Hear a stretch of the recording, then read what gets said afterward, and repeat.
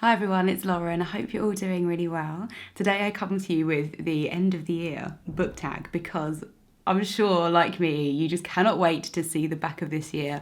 We're already thinking about next year and future things. My reading has been incredibly varied this year, but I am trying to get back on the horse, back on the wagon, whatever the expression is, for the end of the year because I made a TBR a few weeks ago and I'm really excited for all of them. They all come very highly recommended from a lot of you, and I really want to get them read before the end of the year, so I thought this would be a nice tag to do. It was originally created by Ariel Bissett and I put her original video in the description box below along with the questions, so feel free to participate in this tag yourself.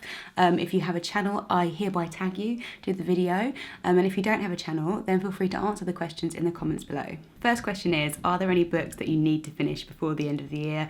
And yes is the answer. I am trying to read War and Peace by the end of this year. This was the choice for October, November and December for my Patreon book club, and we thought we'd give ourselves 3 months to read it, really have a go at tackling War and Peace. And what are we, like halfway through November? And I started really well at the beginning and I was really psyched to read it, and then now I've been picking up other books in between and I keep thinking, oh gosh, War and Peace, especially because it's on my Kindle, so I feel like I don't think to go to it, so I really need to up my motivation in that because we are all trying to read it together, give ourselves a bit of group moral support. So if you're not a member of my Patreon and you'd like to join in, if you think you can get on the War and Peace train in the next month and a half, you're more than welcome to join us. I'll leave the link in the description box. But you know, if you are a Patreon member or not, or whatever it is, don't feel bad if you don't finish it or if it's not enough time. It's a very ambitious book. But I do feel quite good that I finished recently The Overstory by Robert Powers, which I have been reading actually all year. I think since I saw in Lena's favourite books of probably 2019, and she really raved about this book, and it's another quite long one. So I had that on my Kindle, and again, it was just kind of ticking over. And it was getting to the point where I was like, I'm never going to finish it. And I did finish it this month, and I really enjoyed it. So it'll be up in my my next wrap-up video, which is going up next week.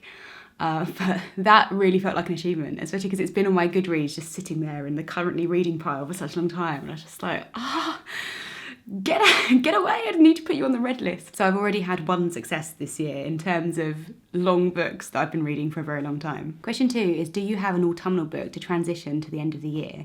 And I don't know if this is particularly autumnal, but for me that is Tess of the D'Urbervilles by Thomas Hardy, which I'm currently reading.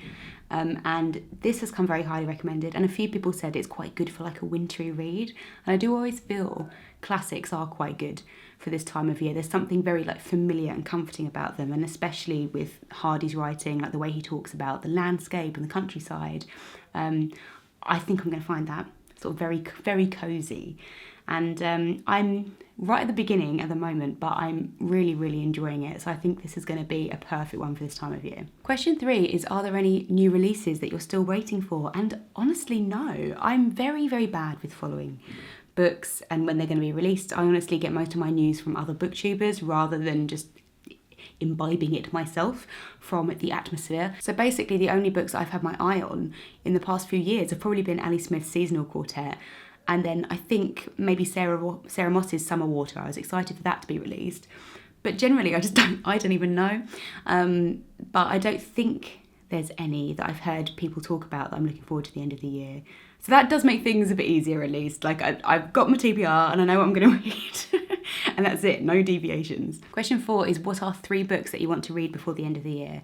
And the 3 that I'm probably most looking forward to on my TBR are A Thousand Splendid Suns by Khaled Hosseini, which is on my Kindle, The Robber Bride by Margaret Atwood, and Brooklyn by Colm Tóibín. So all of those I'm really excited about, and they're kind of on my definites list. I did have a few others on my TBR, like North and South by Elizabeth Gaskell, but I think my reading at the moment is quite classics heavy, so I think those more modern reads are gonna kind of serve me well as kind of something to counterbalance the mood of my reading. Question 5 is an interesting one, which is there a book that you think can still shock you and become your favourite of the year? And the answer is honestly yes. Like, all of the books on my TBR came so highly recommended. Like, I had lots of comments saying that these are great books. And yeah, I really love Margaret Atwood's writing. So I feel I have quite high hopes for The Robber Bride. And A Thousand Splendid Suns, like I don't think I've ever heard like a bad word said against it. So yeah, there could be. I don't know about contenders for favourite of the year, but I certainly feel like really happy with the books that I've got left to read. And Tess is going down a storm at the moment. So I don't know if that will be a favourite, but I'm certainly enjoying it so far. And finally, question 6. This is quite a short tag, which I appreciate. I think these are very thoughtful, precise questions. Is have you already started making any reading plans for next year? And again, probably the answer is no. But I think that's more to do with my circumstances than me being excited for books or just limiting myself to certain books by the end of the year. And that's just because we've obviously moved house and I've got all of my TBR books are now all in one box, which is great because I just know where they all are now and I don't have to worry about picking another read. And it's going to be very easy. And because they're all there, it makes me like... It just makes me feel like, yeah, I do need to read those. Like, here they all are. It's like taunting me. So I feel like I'm less likely to rush out and buy lots of new books at the moment because I don't have shelves to put them on.